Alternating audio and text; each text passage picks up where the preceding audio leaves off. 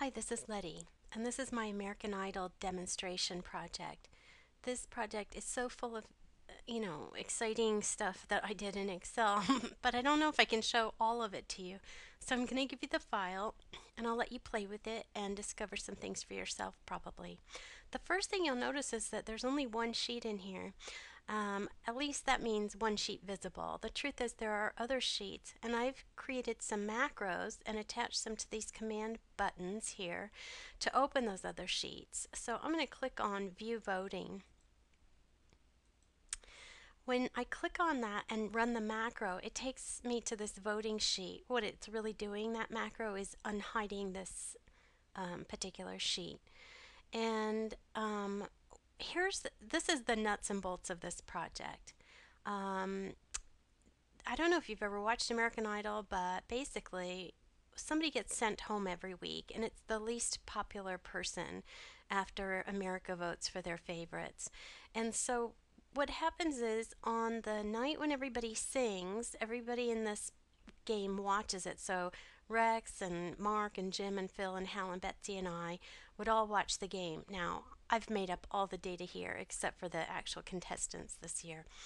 But anyway, so we'd all watch it and we would all say, ugh, Ashton was absolutely horrible. I think Ashton's going to go. And the next night would be the elimination night when we would find out who actually did get sent home. Now, the first couple of nights of the season, you'll notice that here and here and here and here, there are actually two people that got sent home those evenings. Some nights, only one person got sent home. And this is part of what made this project a little bit complicated, but let me explain how it would go. So I have used data validation techniques to create a drop down so that people could choose from a list of people to vote for. And so let's say Rex watched a show and decided that Nema was the worst one. She was definitely going to go home. Um, well, then I would record everybody's votes. And as I said, I'm just going to get rid of that. Then the next night, everybody would see who was actually sent home. So let's say all the votes were in for this night, May 19th, and I'm the only one who voted for Karen. Everybody else voted for Haley, thinking that she was going to get sent home. But actually, it really was Karen. So I'm going to vote for Karen. And what you'll notice is that when I did that, it gave me an additional point and it kept me as the winner. Now, if I had no votes correct, I think you can see that Rex would be the winner. So if I delete my votes, you can see that now he's the winner. And the reason that it says winner here and it shows him with the most points as the winner is that I've got some conditional formatting on there. You can see that in this cell I've got an if with a sort of a complicated formula it looks like, but you can look at it and break it down. But basically it says that if this number here is the highest number in this range here, then please say winner. But if it's not, just don't say anything. That's quote, space, quote, just have a little space. Okay, so I'm going to undo, put my votes back in. Right now, I'm the winner. That's the way I like it.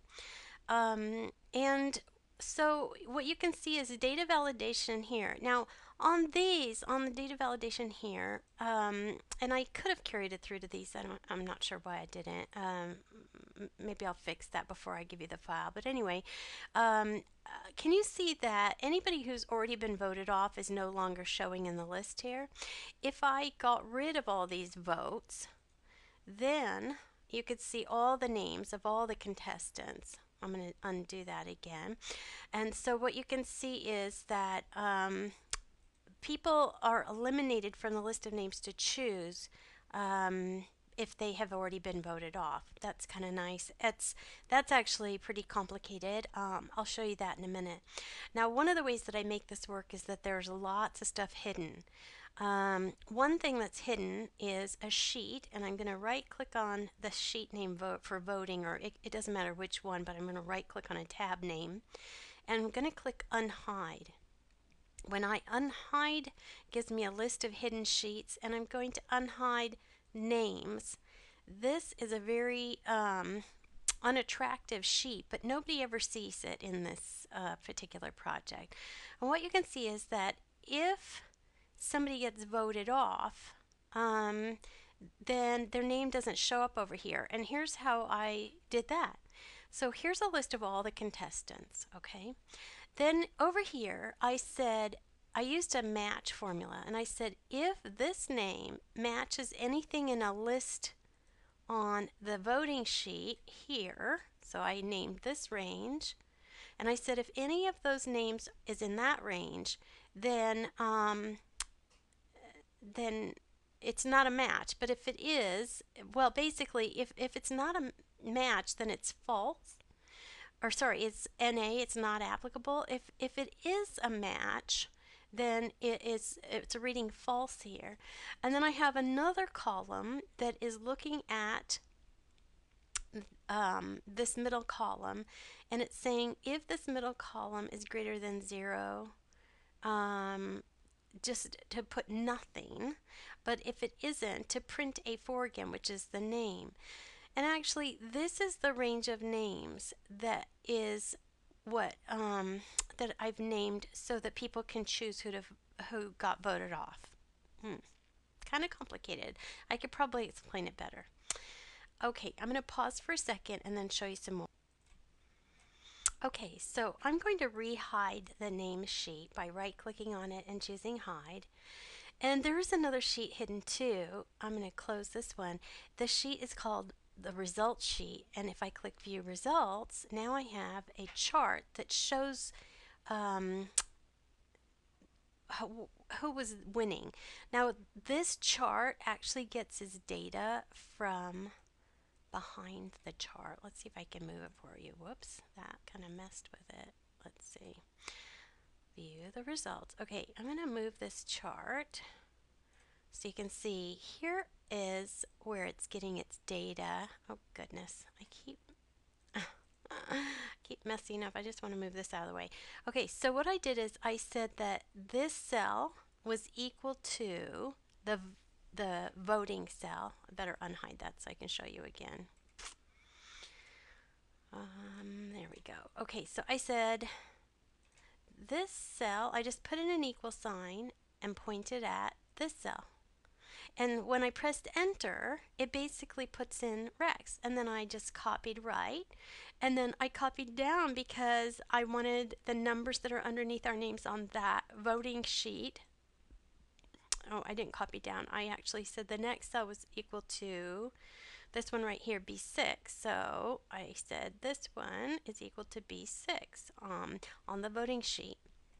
Okay, and then I copied that over. So now I've got the names and the number of points. Now, of course, right now I've got 12 points, and so you can see that my bar on the bar chart goes all the way over to 12. Well, I'm going to undo a whole bunch of stuff so that I can not have this messed up. Okay, so what you can see now is I've also got a button on here that has a macro on it to hide the sheet. That's what happens when I click this. So it says close results, and what it does is hides the sheet. Same thing with this one. If I click close voting, it hides the sheet. And I can open up the results again, close the results, open up the voting, close the voting. This sheet that I'm looking at here is called the documentation sheet. Even if you have a normal workbook and all the sheets are visible at one time, you want to have a first sheet in your file called documentation so that you can tell the purpose of the file, who created it, when it was created, and any special instructions the person would need in order to be able to work the file properly. Well, there's so much more to show you. I'm going to show you just one more thing. On this voting sheet, you might notice that my columns go from I to AD. That's because I've got a ton of columns hidden in here too. Let me just unhide these columns. Let's see, I gotta select them, and oh goodness, it's not letting me add them. Okay, I'm gonna unhide. Please unhide. Wow. Oh, I know. I've protected my sheet. Okay, I'm going to unprotect my sheet, and now I'll be able to unhide everything. Okay, so let me go back here. Here were some hidden columns that I had. The reason I protected the sheet is I wanted to make sure that people couldn't mess with any part of the sheet except for the cells where you were actually supposed to choose a vote or supposed to choose who got voted off. But these cells over here are where these cells get their totals. So if you look at this cell right here, it's asking us to sum up the values in M9 to M88. Well, M88 is it's very long. There's not going to be 88 votes, but sometimes I get really conservative and just give a really high number to make sure that if the voting goes on forever, I don't have to worry about it not being inclusive. Okay, so M9 through M88 are here, if you can see that. They are these cells right here. So what is in these cells? Well, these cells have a complex formula that says if, and I will double click it so you can see what's happening, if this cell right here is the same thing or equal to this cell right here or this cell right here, give a point. Now in this case, he didn't get one because Ashton and Lauren got voted off and he voted for Casey. I also have the same thing here, so that if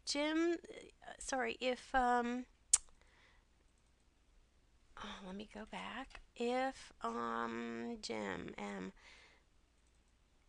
Jim voted for either one of these people, here or here, it's going to give him a point.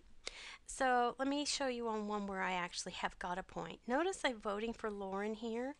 It would have been pretty easy if I'd said that this cell right here, if this is equal to this, give me a point. Here. So notice that Lauren did get voted off, but the combination of how they got voted off could be different. I could say Lauren here and Ashton here, and then even though I would have been right with Lauren and Ashton because they were in reverse order, it wouldn't have given me the points. So what I did was I made sure that if either one of these said Ashton, give a point. If either one of these said Laura, give a point. If that makes sense. That's what this formula does. So it says if C10, that's this one, is equal to nothing, like if we haven't voted yet, then you just print nothing.